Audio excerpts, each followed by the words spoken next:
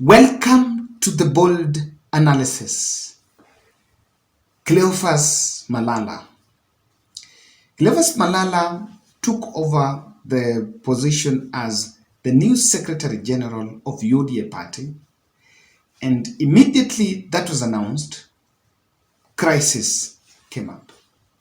And I wanted to make this observation very keen. For those who have been in this country and those who have been following political developments know very well that that move for them to appoint the new Secretary General in the UDA party is something that would attract the interest of key political players in that party.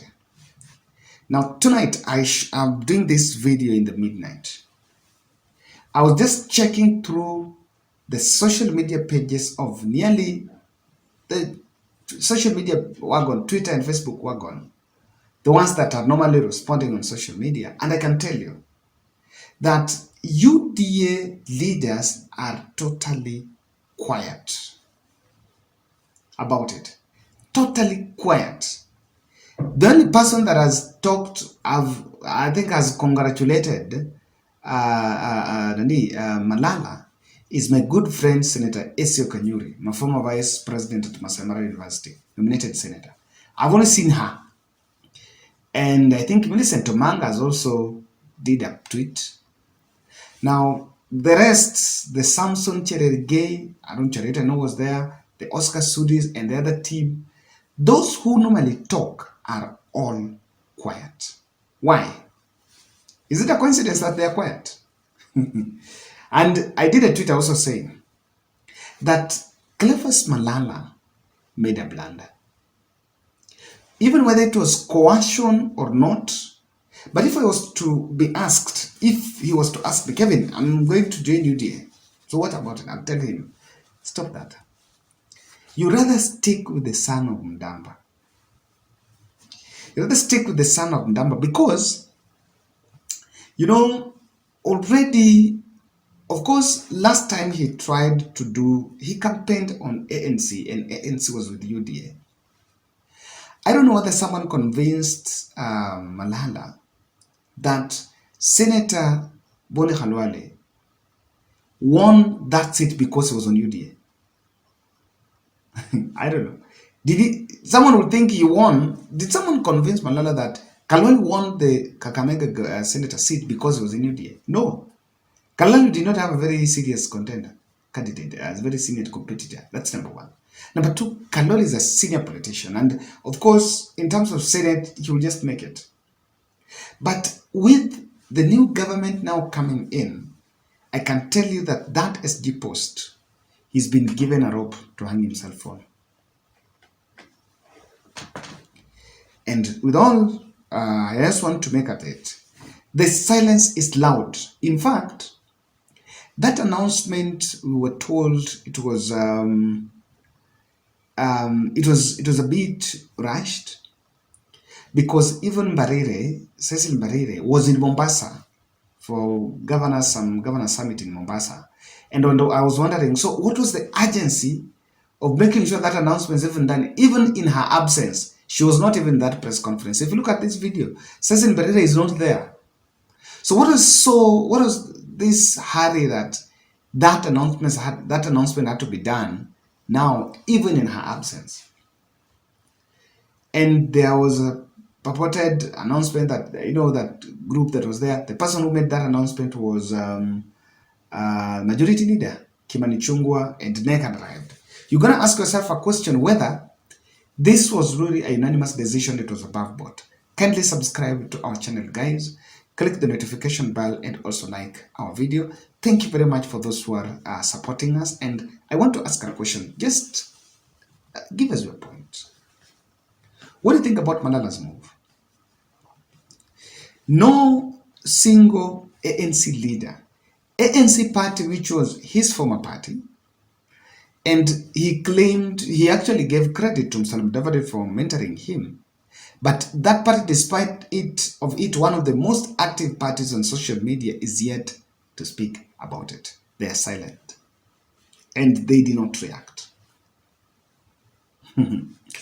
Malala reception in UDA is worrying. And according to me, there is silence rejection in it.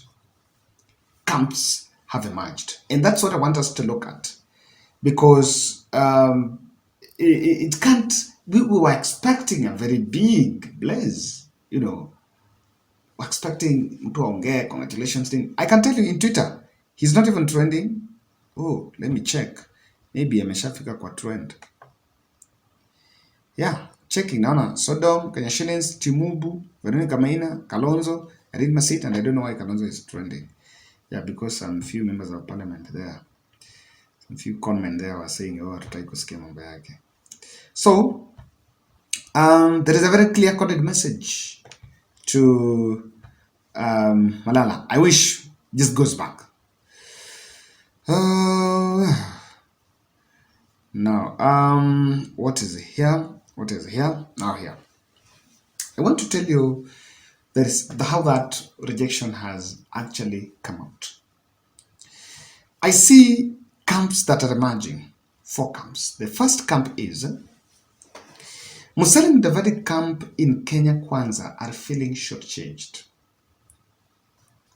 And those who are around Musalia Mudavadi, one thing you need to take credit, you give credit to Musalia is that he's never controversial. He's a low-key and I think a diplomacy politician. So if there is someone that can easily draw sympathy on his side, that is Musalia Mudavadi. So even there are some members of the UDA party who even come from other parties, or who are also in UDA and come from other areas, that also feel the shock. Like, we are in the same house, we have other people. Why did we have to go from Musalia Mudavadi? And I've always said some politicians have to take a humble pie, because never again did we say we will do the politics of conmanship. When campaigns were, I was like, as it's a conmanship here. Now, what is happening here is open conmanship, because you said you will support these parties. They're supposed to be the identity. Now you are killing a party.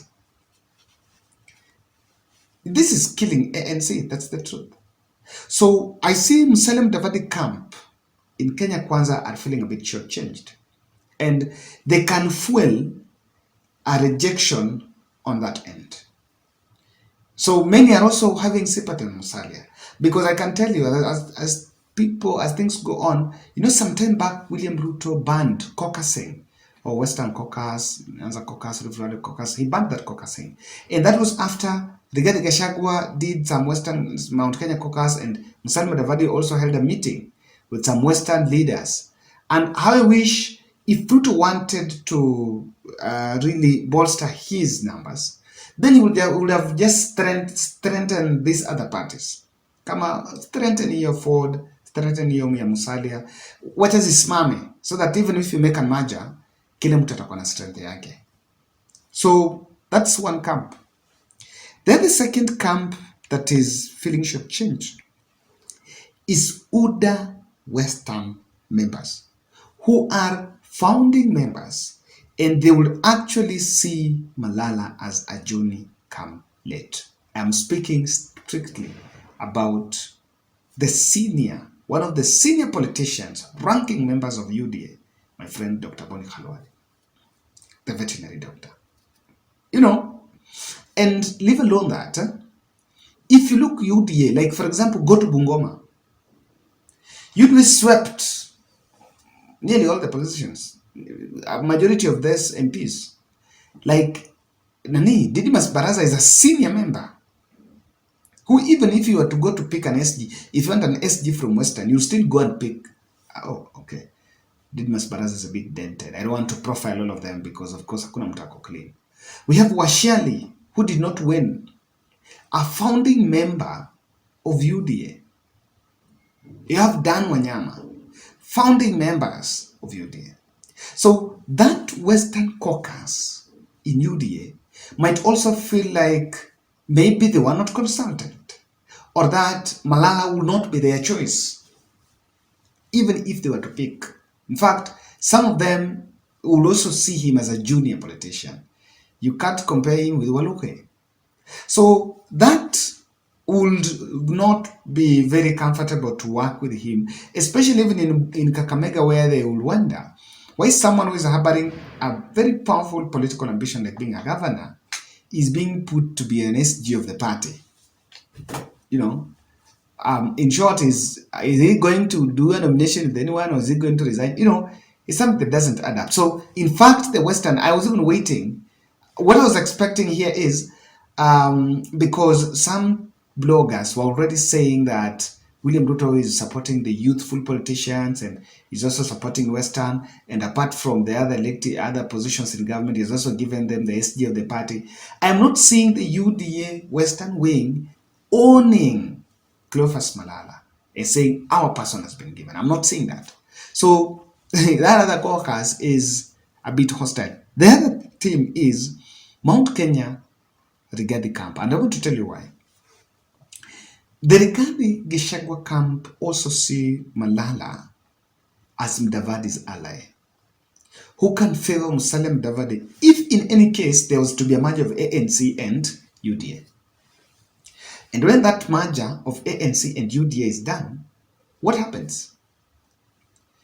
What exactly happens here is that it becomes one party. And on that note, what happens? On that note, what happens? Musalia Mudavadi would actually get a favor compared to Malala. Because now that you've brought in Malala as a Secretary General, you've brought in Marire as the chairperson, and the deputy party leader, and the party leader is from Rift, then the deputy party leader is from Central. Then you've also had a powerful position as SG from there. What does it mean? Maybe they're playing a card. And Rigathi will see a long con card in that, where they all come under one, and the position of deputy president is dangled. And I can tell you, if Rigathi and Mudavadi are supposed to go for delegates to choose a deputy president, Mudavadi will actually win against Rigathi. Even the Mount Kenya team will even drop Rigathi because of the cumulative damage I once analyzed. So it borders all this, and that is why many you've seen. I was looking at there's some young politicians there, those who have been, the Karungo, the senators, the members of parliament, quite a senior ranking members from the UD and Mount Kenya, who are so passionate about the party. They're nowhere. They're not talking about it. So I can tell you the next few activities of Malala will have a very difficult work to do. Or maybe others may also see why is he an SG and still minister in portfolio. Perhaps. Lastly, I see Rift Valley Caucus left out. Did they want a position? They left out. Because the chairperson was Kipruta Rapkirwa, who was the only person that came out from that place. Did they want the SG? Did they want a powerful position? It's something to wait and see. But I'm wondering what's going on. From some point, I may be wrong, but it could also be a long script on replacing Rigathi with Musalia Mudavadi. I will maybe come back and look at how that can play out in my next analysis. Asante guys.